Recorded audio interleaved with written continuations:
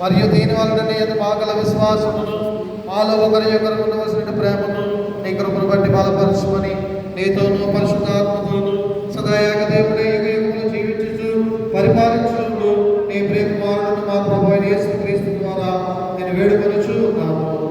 ఆమేన్.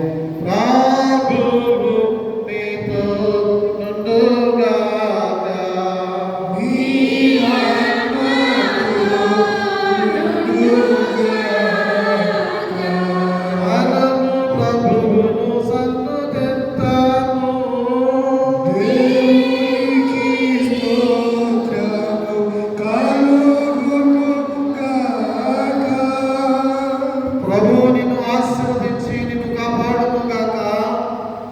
ప్రభువు నీకు తన సన్నిధి ప్రకాశింపచేసి నిన్ను కరుణించుగాక.